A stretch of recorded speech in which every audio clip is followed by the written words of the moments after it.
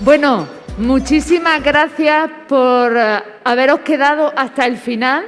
Habéis acertado, porque esta mesa es una mesa apasionante. Es una mesa de lo mejor que se ha publicado en el año 2021. Y para eso tenemos a dos grandes científicos. Marta. Hola, muchas gracias y quiero presentar al primer ponente, que es Rafael Delgado, jefe de Servicio de Microbiología del Hospital 12 de Octubre y coordinador de área de infección del Hospital también 12 de Octubre y profesor asociado de la Facultad de Medicina de la Universidad Complutense en Madrid. Y él nos va a explicar un poco lo que ha pasado este año 2021 en el área de básica. Muchas gracias. Muy bien, pues nada, buenos días a todos. Muchas gracias, Marta, por la presentación. Es un placer volver a dar esta charla sobre lo mejor de un año que entenderéis que ha sido bastante complicado. Y aquí tenéis una línea del tiempo de lo que han sido los acontecimientos principales que luego han marcado, en fin, todo este periodo en relación con la pandemia. Y, de hecho, en la última ocasión que nos reunimos presencialmente, de hecho, el 13 de diciembre de 2019, yo di esta misma charla en un momento en que ya los primeros casos estaban circulando en la ciudad de Wuhan. En esta charla yo anticipé lo que podía ser el futuro inmediato y claramente mis previsiones no se han cumplido de ninguna manera. Así que, disculpad, voy a intentar remediar en lo posible mi clara falta de visión en aquel momento. Entonces, fijaros en esta fecha, en la fecha del 10 de enero, el 10 de enero de 2020, es un día importante porque se hizo pública por primera vez la primera secuencia de este nuevo agente que estaba produciendo estos cuadros de neumonía en Wuhan. Como pasa en muchas de estas ocasiones, la disponibilidad de la secuencia fue así un poco complicada. Realmente la primera secuencia se obtuvo en Shanghai, en la Universidad de Shanghai, por San Yong-sen. Él envió la publicación a Nature el día 7 de enero. Inmediatamente en Nature vieron la importancia que tenía esto y le recomendaron que hiciese pública la secuencia cuanto antes. En aquel momento todo esto era complicado, había un cierto embargo de las autoridades chinas.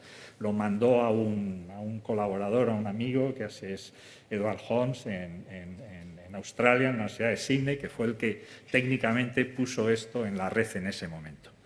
Entonces, a partir de ahí, a partir de ese día 10, comienza realmente lo que ha sido una carrera extraordinaria, yo creo que sin precedentes, ¿no?, en el desarrollo de muchísimas líneas de investigación.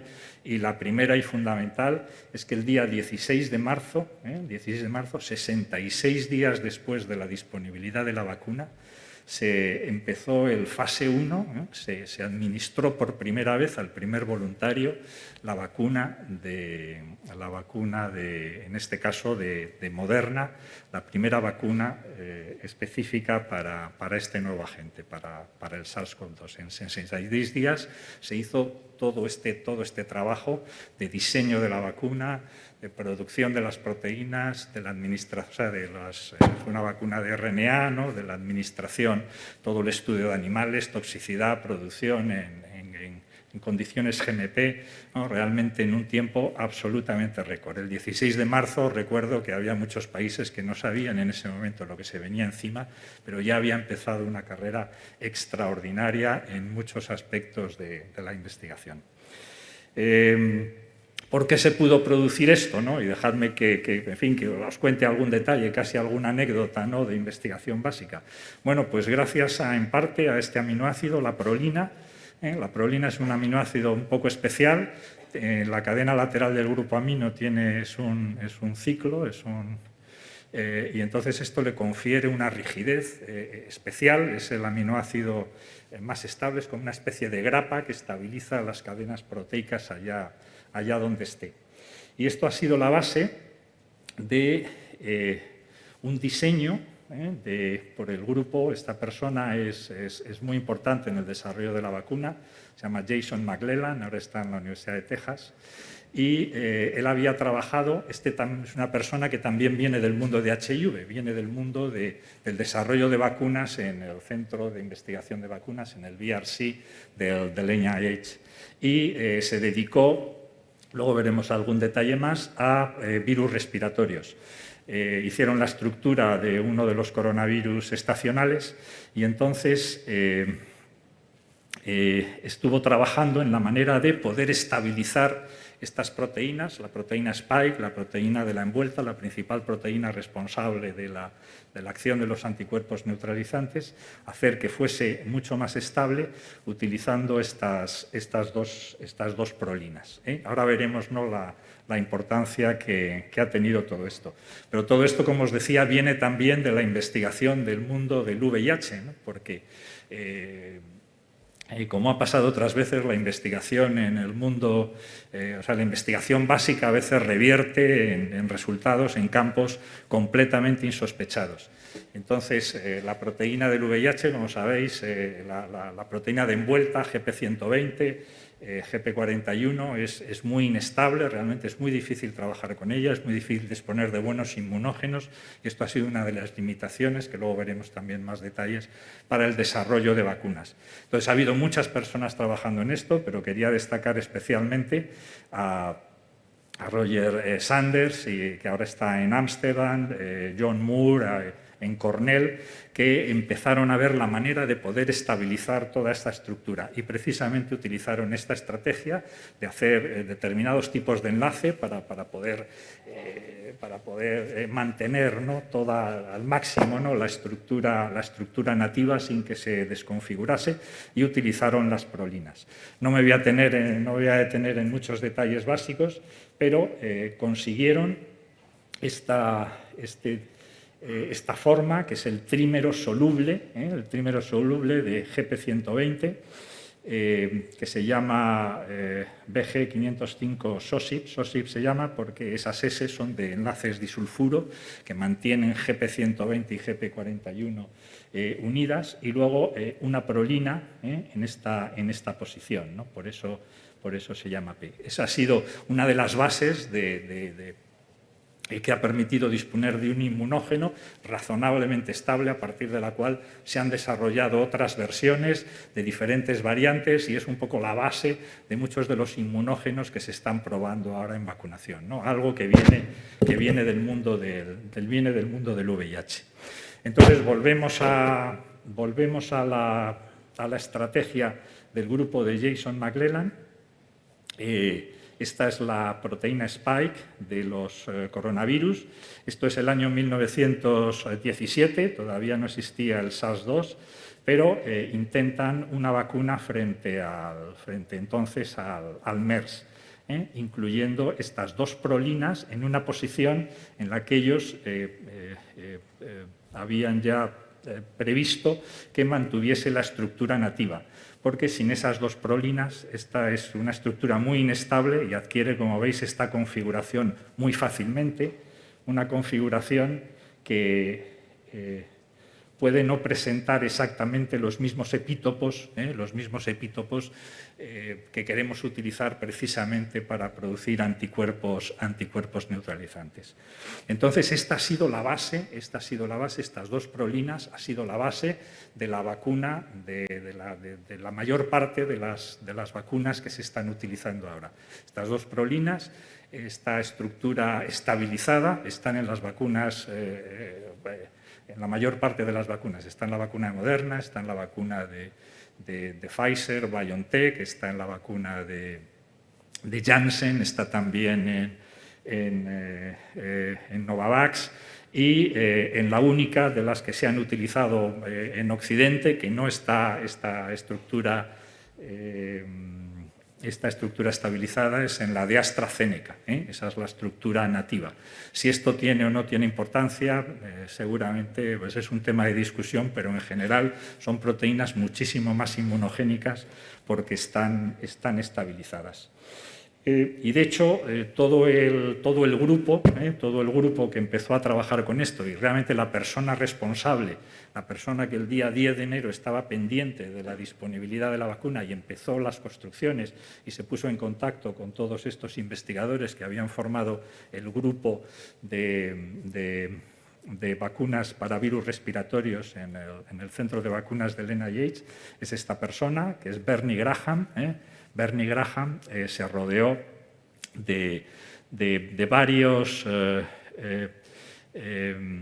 investigadores cuyo principal aporte eran biólogos estructurales y dominaban una técnica, ¿no?, que ahora es absolutamente clave para todo el análisis estructural de proteínas. Por cierto, que en esta foto está aquí también es una persona ahora también relativamente conocida, Kinsmesia Corbett, que fue la que realmente hizo todo el desarrollo, ¿no? Era la postdoctoral que ha hecho todo el desarrollo de la vacuna de mRNA, porque tenían una colaboración con Moderna. Como os digo, esta tecnología, que estoy seguro que muchos de vosotros conocéis, es la criomicroscopía electrónica. La criomicroscopía electrónica es un avance realmente extraordinario en toda la biología estructural.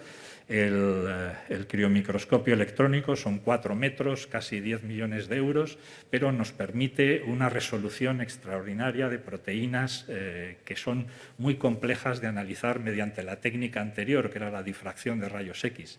La difracción de rayos X necesita cristales y algunas de estas proteínas son imposibles de cristalizar.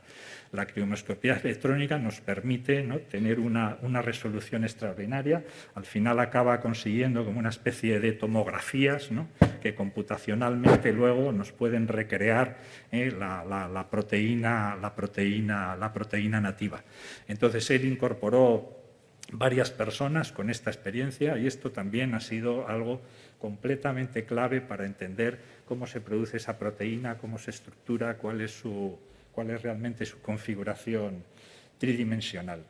Y de hecho, utilizando esta misma tecnología de criomicroscopía electrónica, el mismo grupo de Jason McClellan publicó por primera vez la estructura tridimensional de la proteína Spike del SARS coronavirus 2. ¿no?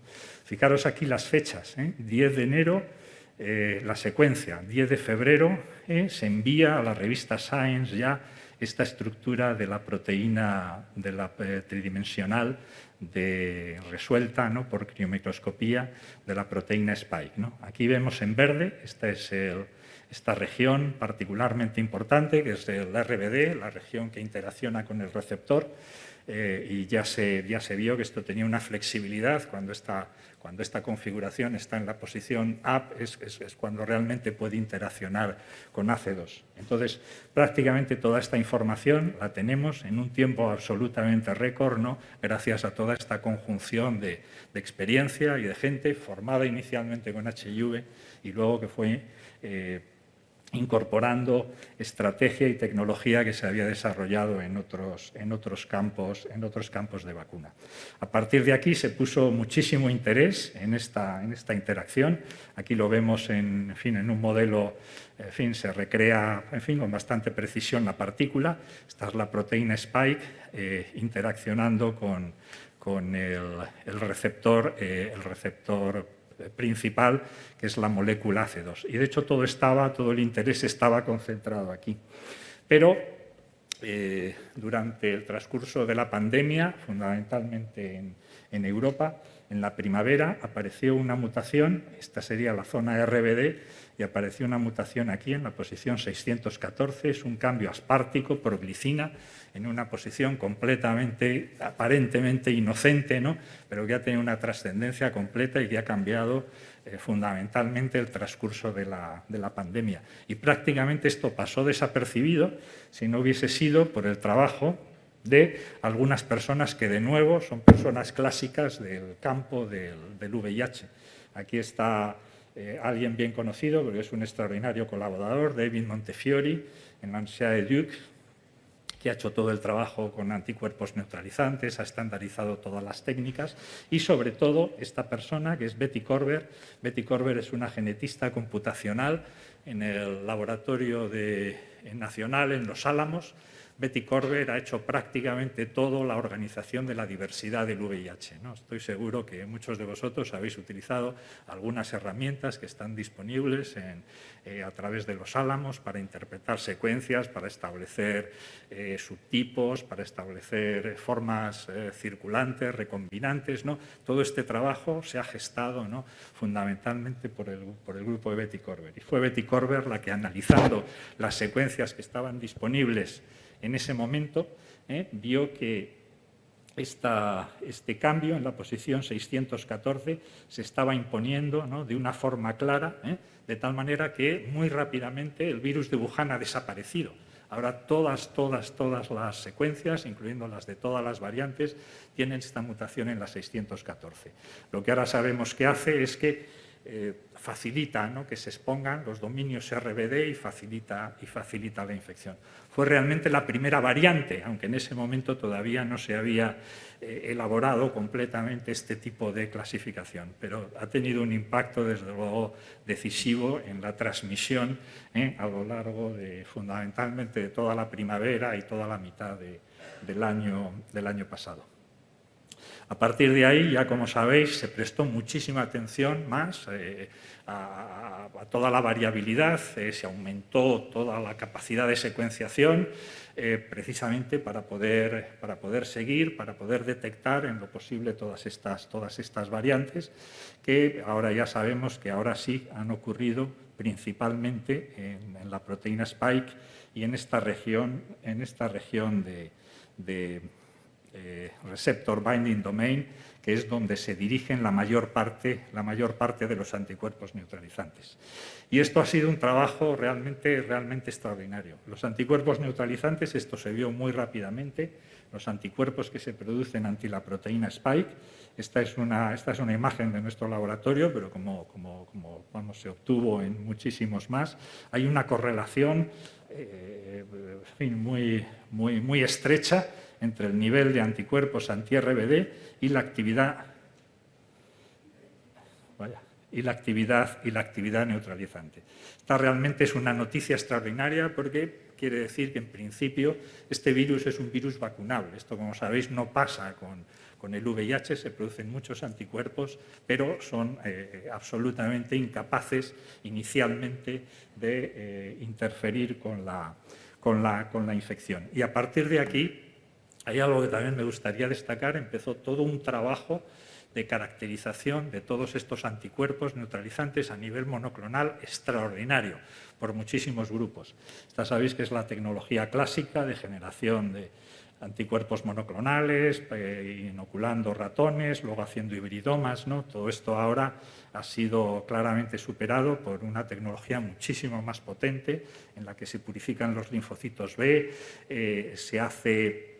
literalmente se purifican los linfocitos B, se pueden detectar aquellos que son específicos, en este caso frente a la región RBD, y luego o bien se pueden estimular para que produzcan los anticuerpos, o bien se hace directamente la secuenciación de célula única, de tal manera que se pueden extraer las regiones que determinan la variabilidad de los anticuerpos, que luego se recrean y se pueden generar en un tiempo relativamente corto un número de anticuerpos monoclonales, ¿no?, absolutamente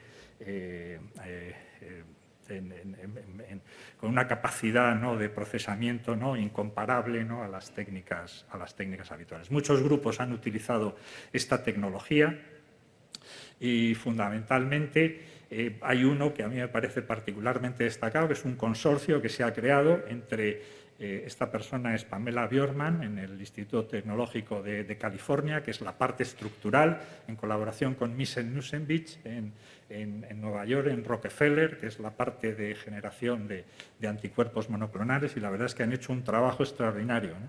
Han caracterizado, en principio, todos los anticuerpos, todas las posibilidades de bloquear RBD, y han establecido las 4 clases principales de anticuerpos monoclonales. La mayor parte pertenecen a esta clase 2.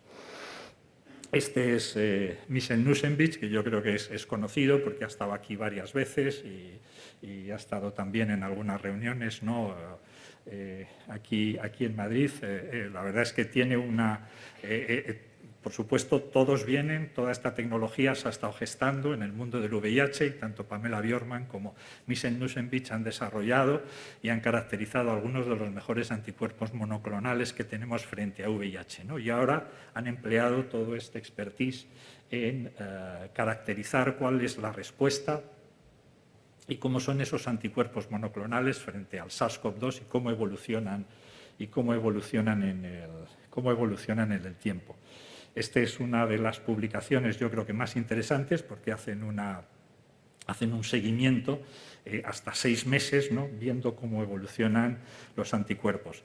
Este consorcio es muchísimo más amplio y ha incorporado 2 personas que también son bien conocidas, ¿no? En el campo del VIH, ¿no? Paul Vinas y Teodora Hasianu, que han hecho toda la labor de caracterización de anticuerpos frente a las variantes, han generado variabilidad in vitro, ¿no? Precisamente para entender, ¿no? qué vías de escape podía utilizar el coronavirus. Y ha sido una colaboración extraordinaria que ha dado lugar a toda una serie de publicaciones que yo creo que han sido claves en la interpretación de cómo se produce este fenómeno. Solamente daros un detalle, ¿no? La variabilidad de los anticuerpos, ¿no? Esto será familiar a muchos de vosotros, ¿no? Se produce por la reorganización, ¿no? de estos genes de variabilidad V, D, J, que se reorganizan, están en regiones muy dispersas por el genoma, incluso en distintos cromosomas, ¿no? y se agrupan para formar la parte variable de las cadenas ligeras y pesadas de los anticuerpos. Estas 3 regiones están en la cadena H, en las cadenas ligeras son solo V y J, pero hay una variabilidad, como veis, extraordinaria, ¿no? Esto es solamente en la línea germinal. Más de 10 a la 4 posibilidades de combinaciones, muchas más que linfocitos B tenemos.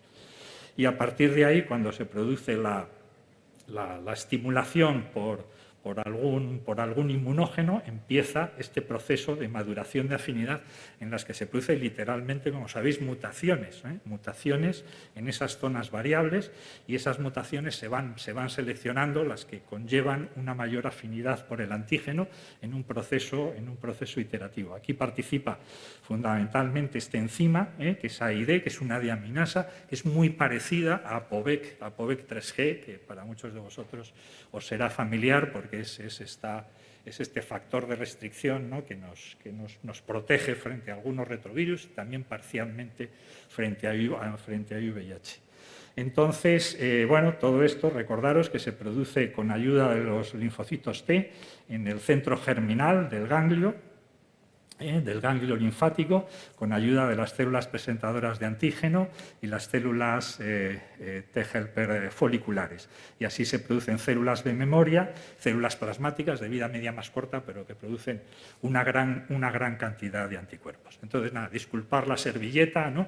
Pero era para explicar, aquí vemos con un poquito más de detalle parte de este último trabajo del grupo de este consorcio de Michel Nusenbich. Estos son las mutaciones que ocurren en la zona variable de las cadenas pesadas y de las cadenas ligeras en personas convalecientes de COVID al mes y a los 6 meses. Veis que va aumentando, aumentan las mutaciones. Esto quiere decir que hay una mayor afinidad, que la maduración de afinidad persiste al menos durante 6 meses, en un tiempo, en fin, ya mucho más allá de la fase de convalecencia. Si esto está relacionado con la presencia de antígenos en ganglios linfáticos, quizá en el territorio intestinal, ¿no? Es una de las posibilidades. Esto no sucede de manera tan clara con las vacunas, porque la expresión del antígeno es muchísimo más transitoria.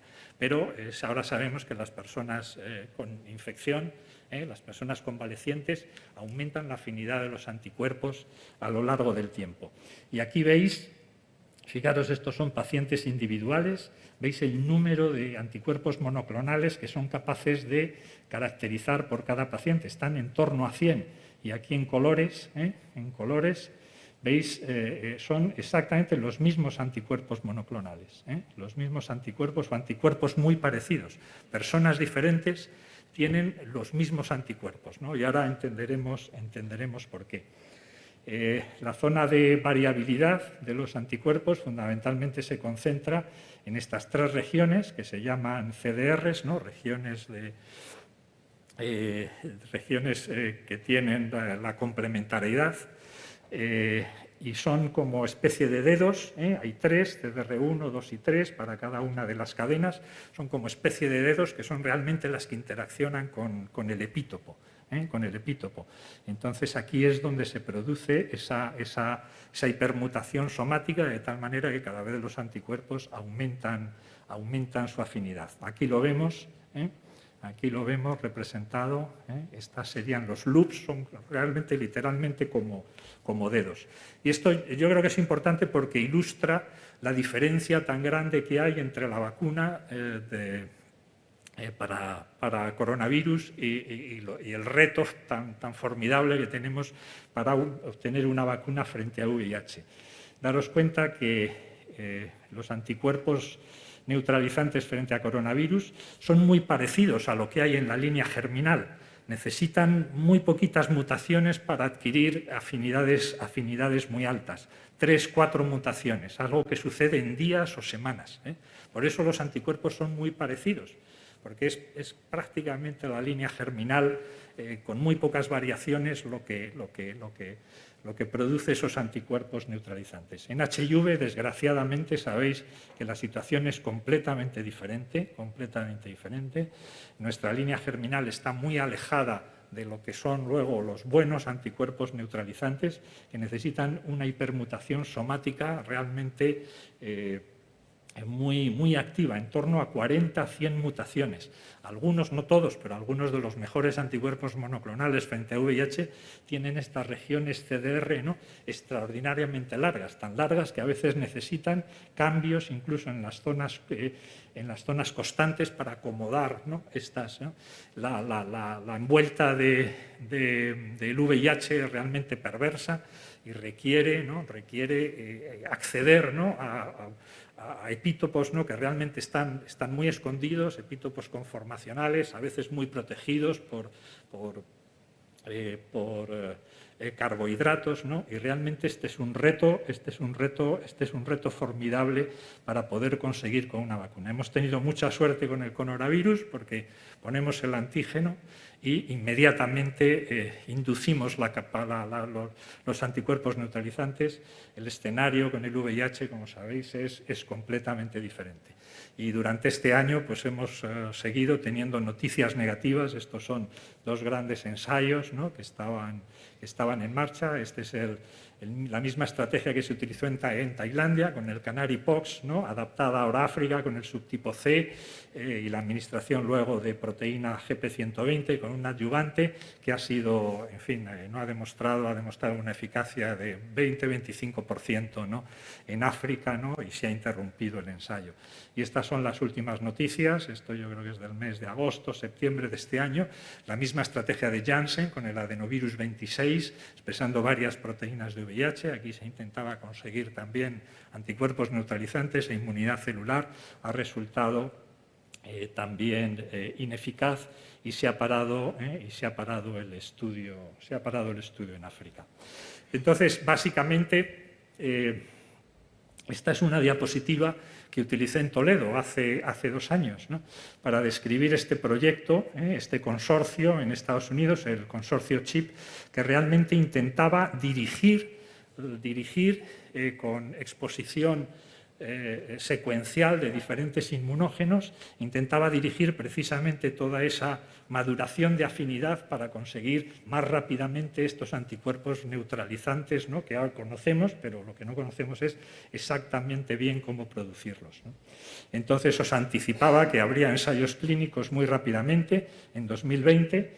Esta es la página de este consorcio, el CHIP, que la consulté ayer. el ensayo para comenzar los estudios en humanos está abierto, pero todavía no se ha incluido ningún paciente. Es un momento complicado para realizar, como os podéis imaginar, este tipo de estudios en el contexto de la emergencia de vacunación y de dosificaciones, ¿no?, del resto de las vacunas. O sea, que aquí tenemos realmente una especie de parón en todo esto.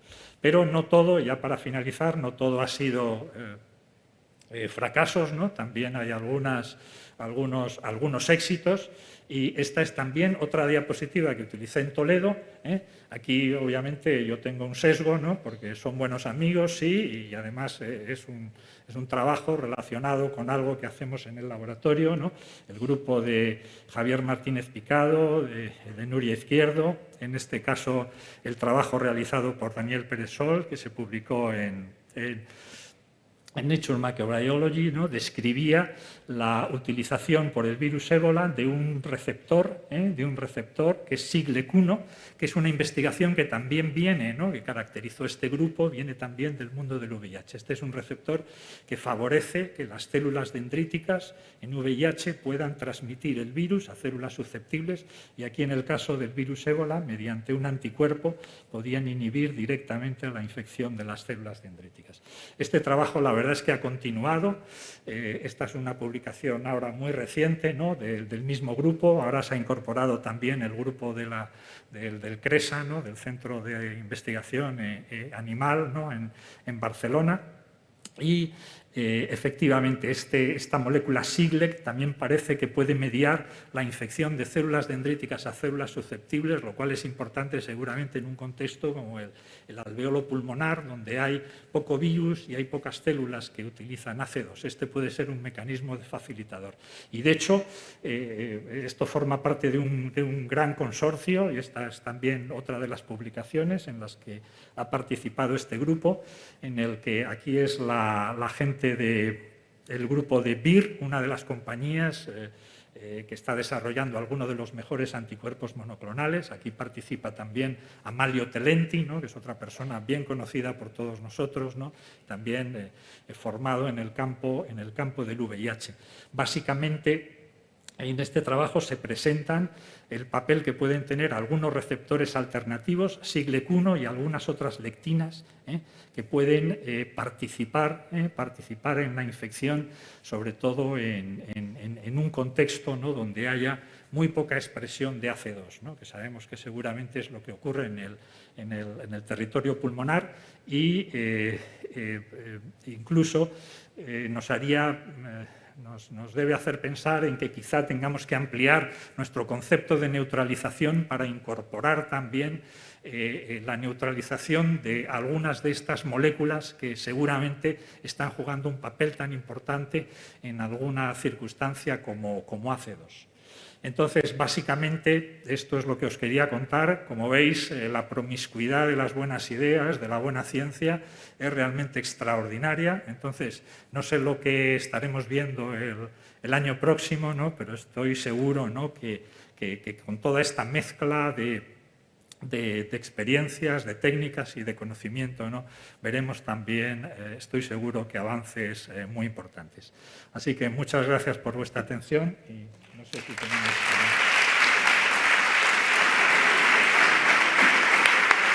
Muchas gracias, Rafael. Y bueno, yo creo que muchos investigadores en básica nos vemos identificados, ¿no?, en eso que hemos hecho un salto, ¿no? Todo el año 2021 ha sido muy focalizado en SARS-CoV-2 y muchos investigadores de HIV nos hemos saltado también al COVID-19. Y bueno, ya se ha visto, ¿no?, que muchos estudios más relevantes son personas con HIV, que han trabajado en HIV previamente. Así que ahora pasaremos a la parte clínica. Pues muchísimas gracias, Rafael, por tu excelente presentación con esa gran revisión. A continuación, Daniel Pozáncer, que desde mediados de los años 80 ha estado trabajando con pacientes infectados por el VIH y durante 3 décadas ha sido jefe de la unidad de VIH y ITS del Hospital de Belviche. Ahora ha pasado, aunque no lo reconozca, a mejor vida. Es consultor de FLS Science de la Fundación de la Ayuda contra el SIDA, como sabéis todos, del Hospital Germany Trias y Pujol. Y vamos a disfrutar probablemente con esta excelente revisión que nos va a hacer sobre lo mejor de este año en la clínica. Bueno, muchas gracias. Buenos días a todos. Gracias a la organización por invitarme a dar la última charla, prácticamente clausura del Congreso. De hecho, ya me había pasado 2 veces en la CEIM. Creo que soy la persona que más congresos ha clausurado, lo cual no tiene ningún mérito, pero ahí lo dejo. Bien, estos son mis conflictos de interés. Como sabéis, y a pesar, no podemos competir con la COVID, pero cada año, incluyendo estos 2 últimos años, ha habido cientos de artículos en VIH, como pasa desde hace muchísimos años, y por lo tanto no es fácil elegir cuáles son las más interesantes o importantes. Yo he seleccionado estos 10 y mencionaré de paso 2 o 3 más. Son 2 ensayos clínicos donde se compara dolutegravir frente a otras pautas en diferentes escenarios, 4 ensayos clínicos de fármacos de acción prolongada, 3 en tratamiento y 1 en PrEP, 2 artículos de COVID y VIH, y 2 de comorbilidades, uno de papiloma y otro de sistema nervioso central. Antes de empezar, 2 apuntes. La revisión la he hecho hasta final de octubre por cuestiones logísticas, y en segundo lugar, pues como era de esperar, ya me han hecho varios spoilers durante las sesiones de estos días de algunos artículos, pero bueno, no pasa nada. El primer artículo es el estudio Nadia. Este es un estudio realizado en África. Como en general, estos estudios casi siempre las enseñanzas son sobre todo para países pobres, pero yo creo que tiene datos que a nosotros también nos interesan. De hecho, los autores se basan en que dolutegravir está recomendado en primera y segunda línea por las guías de la OMS, pero hay muy poca experiencia con el uso de dolutegravir más análogos de nucleósidos que tengan poca o muy poca actividad. Y entonces lo que hacen es hacer una randomización doble a dolutegravir frente a darunavir y ácido budina frente a tenofovir en pacientes que están fallando a una familia de no nucleósidos más TDF más 3-TC o FTC, y donde el endpoint primario del estudio es la carga viral por debajo de 400 copias a la semana 48, según el snapshot de la FDA, con un límite de no inferioridad del 12%. Y como era de esperar, las características basales de los pacientes son muy diferentes de las que serían las nuestras. Más del 60% son mujeres, una edad media muy joven, 34 años, en fase bastante avanzada. Los CD4, la mediana de CD4 es de menos de 200. A pesar de que están fallando, pues están en tratamiento y por lo tanto solo poco más de la cuarta parte tienen más de 100.000 copias de carga viral basal. Y quizá lo más interesante está en las últimas 5 líneas de la tabla, donde se ven las resistencias a los análogos. La K65RON está en la mitad de los pacientes, la 184 VOI en casi el 90%, y casi el 20% de los pacientes tienen resistencia a ZT, es decir, que los análogos realmente estaban muy tocados. Y a pesar de eso, los datos realmente son muy buenos. Es verdad, recordar que son 400 copias y no 50, pero los datos, como digo, de eficacia son muy elevados. Se demuestra la no inferioridad de dolutegravir frente a darunavir, independientemente del análogo utilizado, de la carga viral, de los CD4 basales, del sexo y del tener o no tener actividad los análogos de nucleósido acompañante. Y cuando se compara tenofovir, es decir, seguir con tenofovir frente al cambio a ZT, también se ven unos resultados muy parecidos y se demuestra la no inferioridad de la estrategia de continuar con tenofovir a pesar del fallo, independientemente de todos los subgrupos de pacientes analizados. Es verdad que hubo 4 casos de resistencia a dolutegravir frente a ninguno en la rama de darunavir, y en la discusión los autores ponen ahí un punto de cautela. Pero, en definitiva, la conclusión es que en este escenario dolutegravir, en combinación con análogos de nucleósido, incluso con una extensa resistencia, tiene una buena eficacia, y ellos también sugieren que quizás se podrían simplificar las guías de la OMS en lugar de cambiar a ZT en este tipo de pacientes, como se hace ahora. Quizás se podría continuar, según sus datos, con tenofovir, que tiene además mucho mejor tolerabilidad. De todos modos, un comentario es que no estamos hablando de monoterapia funcional con dolutegravir, porque sabemos que los análogos de nucleósido, aunque tengan resistencia, siguen teniendo generalmente una cierta actividad y o disminuyen la capacidad replicativa, la fitness viral. El segundo es un estudio también para mí muy importante. Es un estudio de mujeres embarazadas, también realizado en África, pero en colaboración con Brasil, India, Tailandia y Estados Unidos. Aquí randomizan en mujeres naïf a 3 pautas diferentes de tratamiento antirretroviral. Son 643 mujeres VIH positivas naïf, que están embarazadas entre la semana 14 y 28 de gestación. Es verdad que la gran mayoría ya estaban en tratamiento con efavirenz, pero una mediana de 6 días y hasta un máximo de 10 días por razones éticas estaban embarazadas. Y probablemente para lo único que influyó es para reducir un poquito la carga viral inicial. Y las pautas a las que randomizan a las mujeres participantes son dolutegravir asociado o combinado con TAF-FTC o con TDF-FTC, y la tercera rama es efavirenz más TDF-FTC. Hay un outcome de eficacia con carga viral por debajo de 200 copias hasta los 14 días post-parto, y 2 de seguridad, uno de un endpoint compuesto de efectos adversos o de problemas serios durante el embarazo y toxicidad grado 3 o mayor en las madres y en los niños.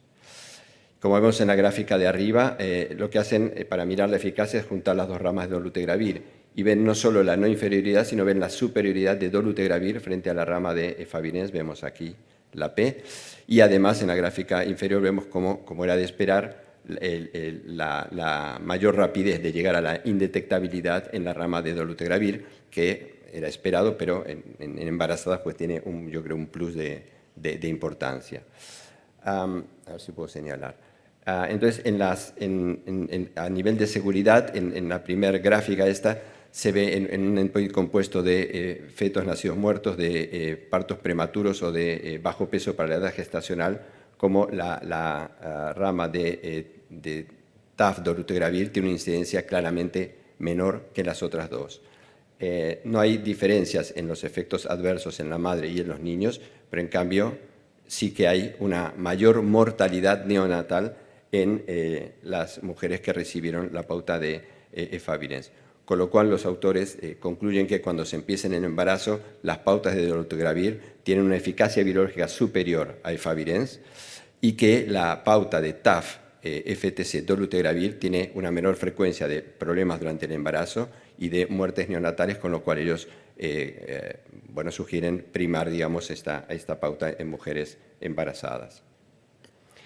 Pasando a los fármacos de acción prolongada, como sabéis, estamos a punto, probablemente en el primer trimestre, esperamos del año que viene, tener la primera pauta ya en nuestras consultas, cabotegravir y rilpivirina intramuscular.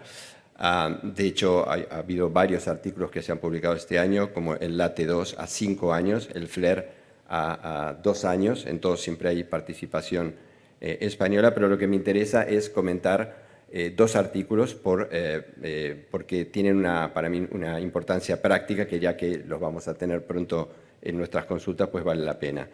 El primero es el Atlas 2M, es un estudio fase 3, randomizado, de no inferioridad y abierto, en el que los pacientes venían del estudio Atlas que comparaba cabo-rilpi inyectable cada 4 semanas frente a un standard of care de fármacos orales. Entonces, para aumentar el tamaño de la muestra, pues añaden pacientes de la práctica diaria que estaban también suprimidos y que estaban con varias familias de antirretrovirales. Son más de 1000 pacientes que se randomizan después de un lead-in oral a pasar a inyectable cada 4 o cada 8 semanas, como vemos, con dosis diferentes. Yo creo que esto es realmente muy importante porque está bien que los pacientes que estén cansados de las pastillas puedan darse inyecciones cada 4 semanas, pero sin duda es mucho más interesante cada 8 semanas, son 6 veces al año, que es, por ejemplo, la periodicidad con la que vienen, al menos en muchos hospitales, a buscar la medicación oral.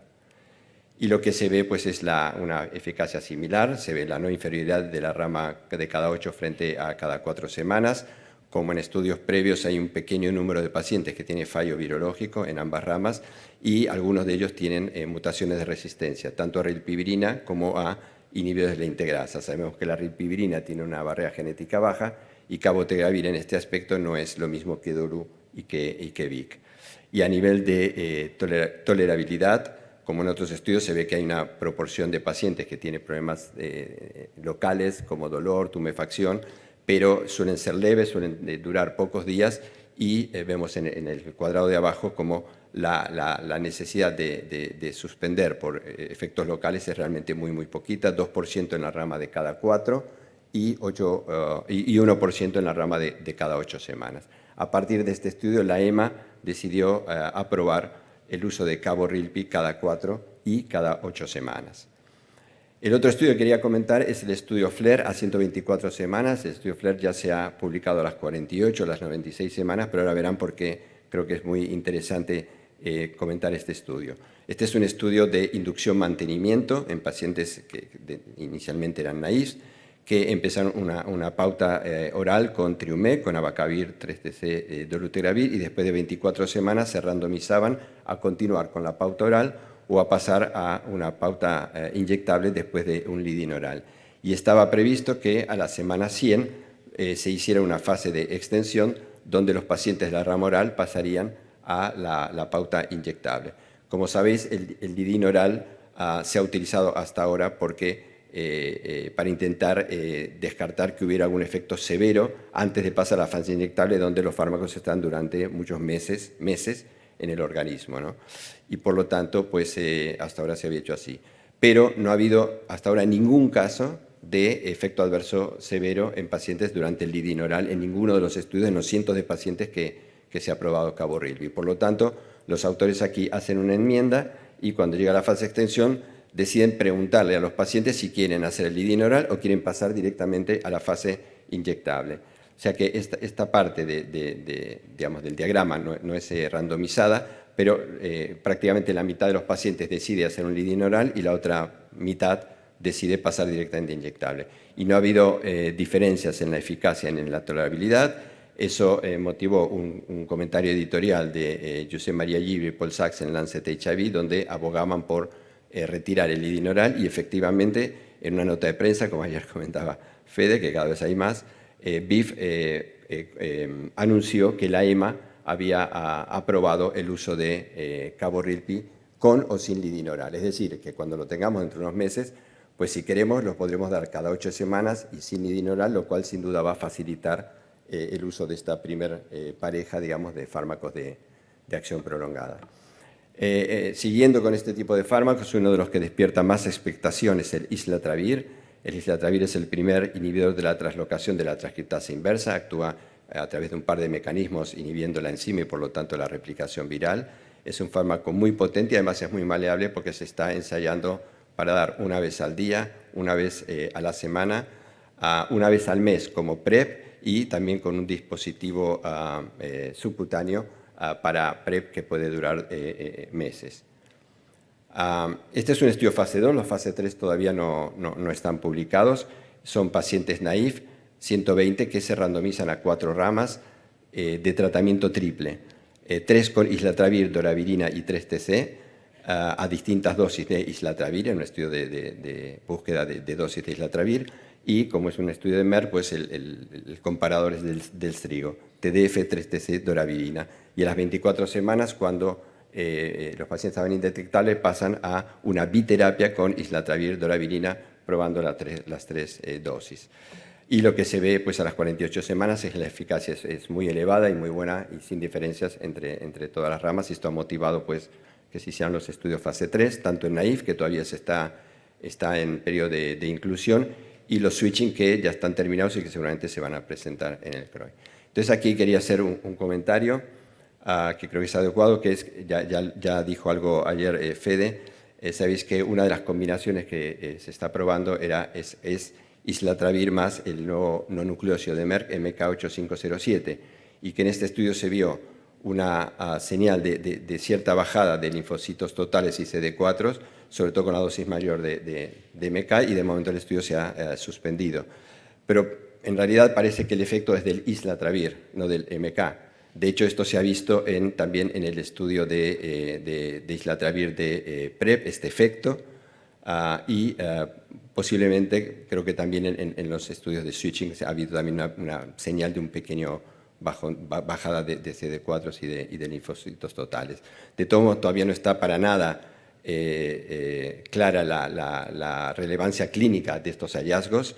En principio, la idea es que tanto islatravir como el MK van a seguir su desarrollo, aunque probablemente no juntos, no son una pareja que se avenga bien, pero sí por separado. Y bueno, ya veremos pronto cómo sigue el tema. Quizás al final acabe en una especie de dolutegravir y cepamo, que quedó prácticamente en nada.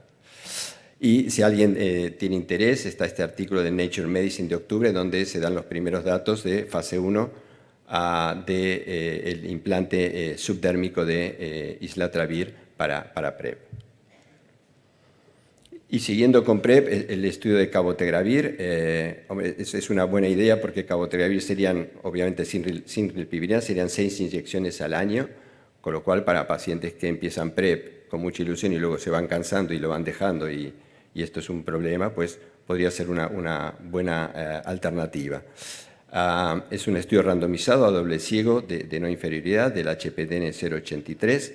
El objetivo era comparar la eficacia y seguridad de esta pauta de cabo cada 8 semanas frente a TDF-FTC diario oral. Es verdad que al principio se pensó que quizás se podía dar cada 3 meses, pero luego se vio que después del segundo mes las concentraciones ya no eran suficientes y por eso el estudio se hizo cada 8 semanas, pero sigue teniendo mucha relevancia. Es un estudio muy amplio, han participado más de 4.500 hombres que tienen sexo con hombres o mujeres transgénero, se ha hecho en varios continentes, el endpoint principal es la infección por VIH, como es lógico, y este estudio se paró prematuramente después de un análisis interino preplaneado por las diferencias entre las pautas.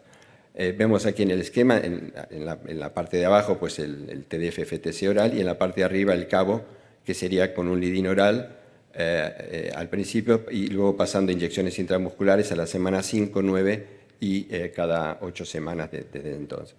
Y lo que se vio realmente es una diferencia claramente favorable a cabotegravir. Como veis, hay 13 casos de cabotegravir con esa incidencia frente a 39 casos en la rama de TDF-FTC con una incidencia del triple.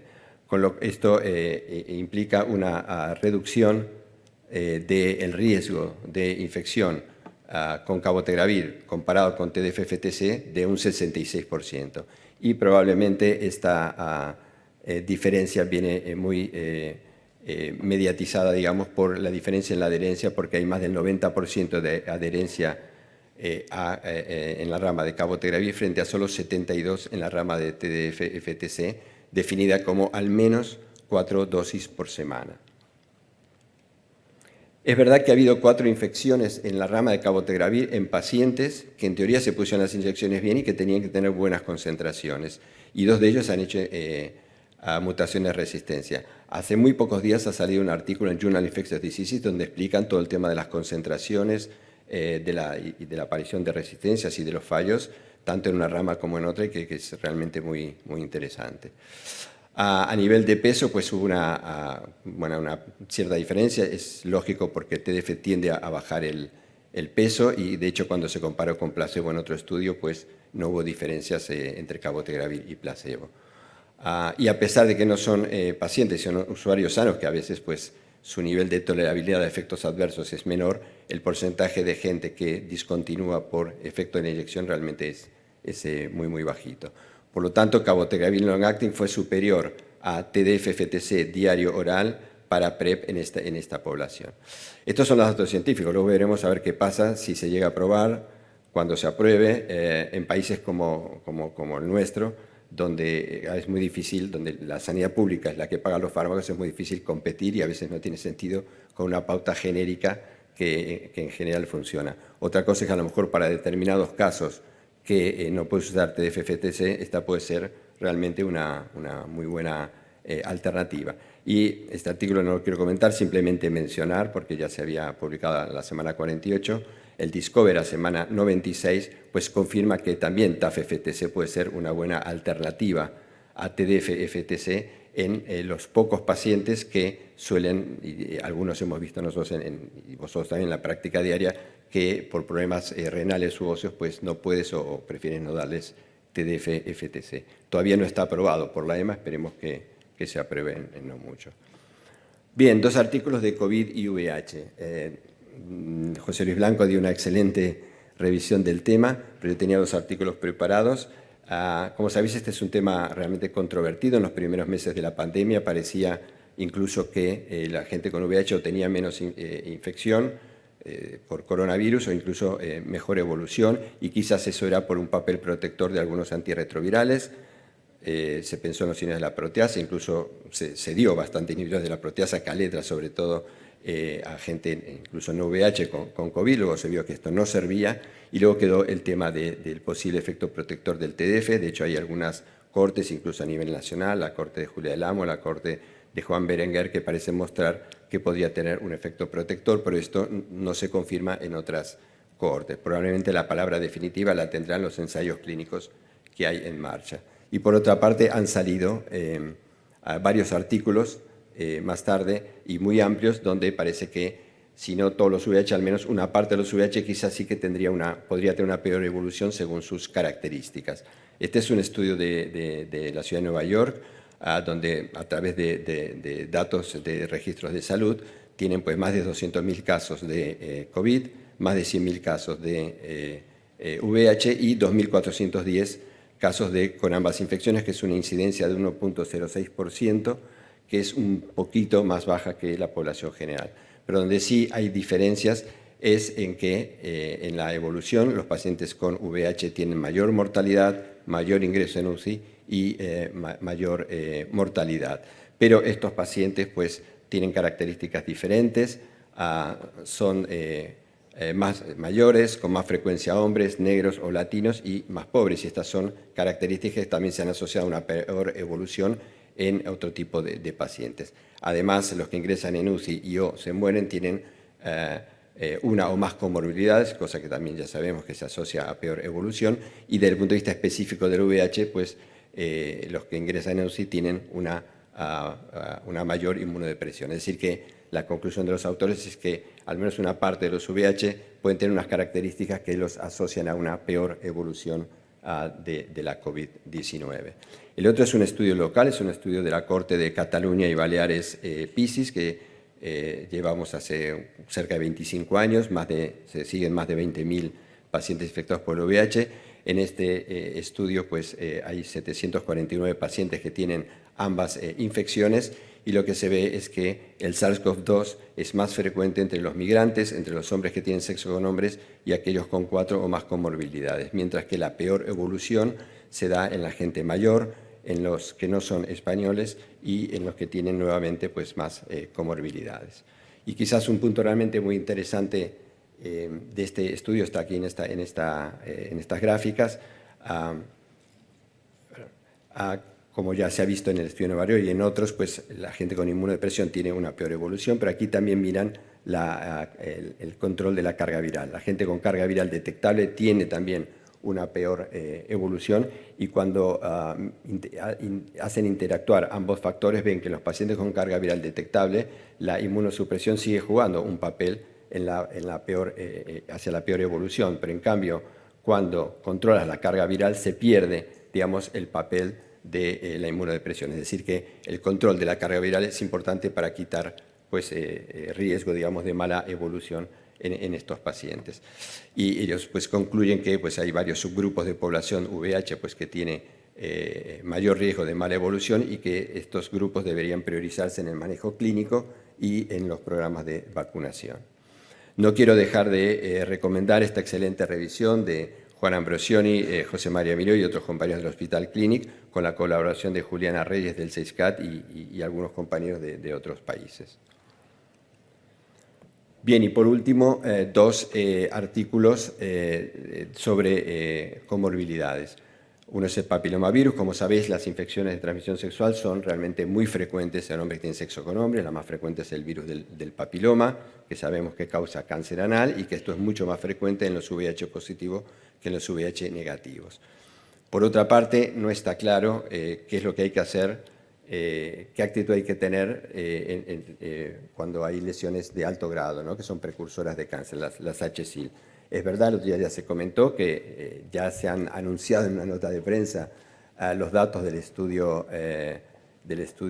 ANCHOR de Joe Palevsky, pero los datos todavía no están publicados y por lo tanto este estudio es previo, es de un grupo también muy potente australiano, y ellos, aprovechando que todavía no se sabe muy bien qué hacer y que ellos en su práctica diaria no tratan rutinariamente los HSIL, pues lo que hacen es decidir seguir la historia natural de estas lesiones durante 3 años mediante seguimiento clínico, citológico y con biopsias. Entonces, son más de 600 hombres, de los cuales un tercio son VIH positivos, que en general están muy bien controlados. Las lesiones HSIL a nivel basal eran mayores en los VIH que en los no VIH, y durante el seguimiento ven una incidencia, es decir, casos nuevos de HSIL de 11.3 por 100 pacientes año y un aclaramiento de 22 por 100 pacientes año. Y entonces las variables que se asocian a mayor incidencia aquí son el ser más jóvenes, el ser VIH positivos, el tener lesiones previas y el tener el subtipo de papiloma 16. Mientras que las asociadas a aclaramiento son otra vez el ser más jóvenes, el tener lesiones menos severas, es decir, AIN2 en lugar de AIN3, y el no tener el virus del papiloma 16. Por lo tanto, ellos concluyen que sus datos sugieren que no haría falta tratar todos los HSIL con lesiones anales, en cambio, probablemente sí los hombres que tienen el virus de papiloma 16, que es mucho más difícil, digamos, de aclarar. Y permítame simplemente comentar que en la última edición del EACS, pues Ana Silva, del grupo de Belviche, presentó datos de un estudio muy similar al SPANC, el estudio ELAVI, en el que se siguen 354 pacientes hombres que tienen sexo con hombres VIH positivo, de los cuales 289 tienen un seguimiento de 2 o más años, y de los 103 que tienen HSIL y que tienen 2 o más años de seguimiento, se aclaran casi la mitad. Y por otra parte, un dato muy interesante de este estudio es que miran marcadores novedosos de diagnóstico y seguimiento como el E6, E7. Era una pequeña tanda publicitaria. Bien, y el último artículo es este de daño del DNA mitocondrial y envejecimiento cerebral en pacientes con infección por VIH. Es un poco la vuelta a la mitocondria, ¿no? Recordáis que hace años pues hablamos mucho del daño mitocondrial relacionado con el uso de análogos de nucleócido, ¿no? Los análogos de la timidina y la lipoatrofia, o de DI-DDC y neuropatías periféricas u otros daños en otros órganos. Estos autores comentan que pues, los trastornos neurocognitivos son frecuentes y multifactoriales y pueden incluso haber un efecto legado del daño neuronal antes del tratamiento antirretroviral, sobre todo en gente con enfermedad avanzada. Que la disfunción mitocondrial está implicada en enfermedades degenerativas cerebrales como el Alzheimer, pero también en el proceso de envejecimiento normal. Y en la última línea pues comentan que aparece alguna evidencia de daño de DNA mitocondrial cerebral que podría estar causado por el tratamiento o quizás también por el propio VIH. Y entonces lo que hacen en este estudio, que me parece realmente muy interesante, es determinar si el VIH o el tratamiento se asocia a cambios en el DNA mitocondrial en el cerebro de gente que vive con VIH y si esto contribuye a trastornos neurocognitivos. Y entonces lo que hacen es coger muestras de sustancia gris frontal de cerebros de cadáveres que están en banco de cerebros o tejidos de donantes VIH positivo, VIH negativo con la misma edad o mayores, y que se han muerto en las últimas 24 horas. Es verdad que el seguimiento clínico y neurocognitivo podía haber sido hasta 4 años antes, lo cual, bueno, para mí es un poco exagerado, pero no es tan fácil hacer este tipo de estudios.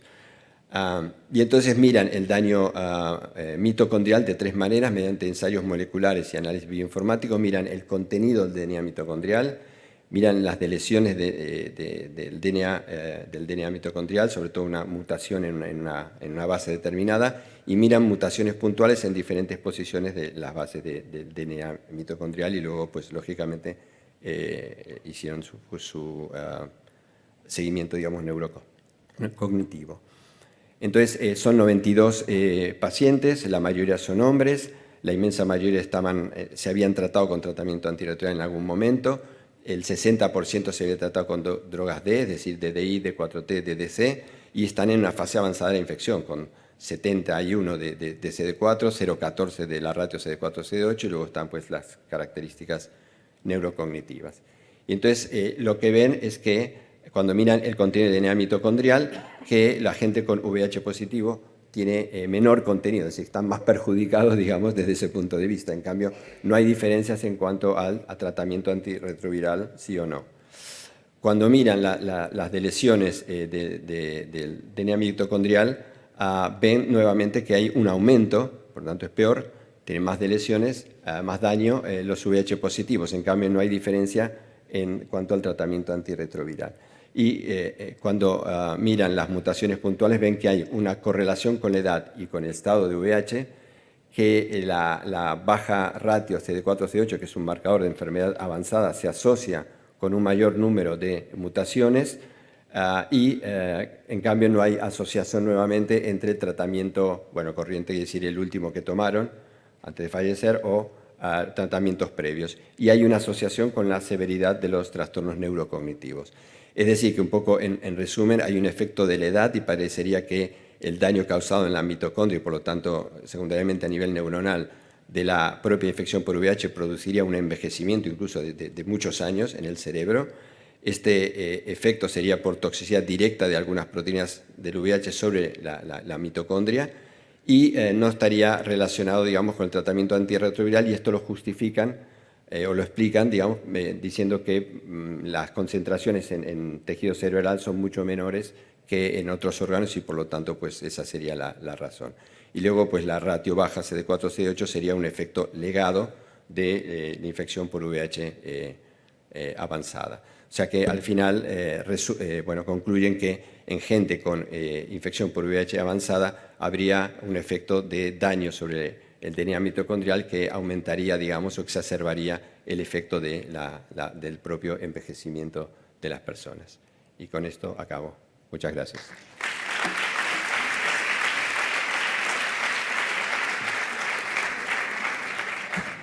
Bueno, pues muchísimas gracias, nos hemos pasado un montón y nada, solamente nos queda desearos feliz año nuevo. Nos vemos el año que viene.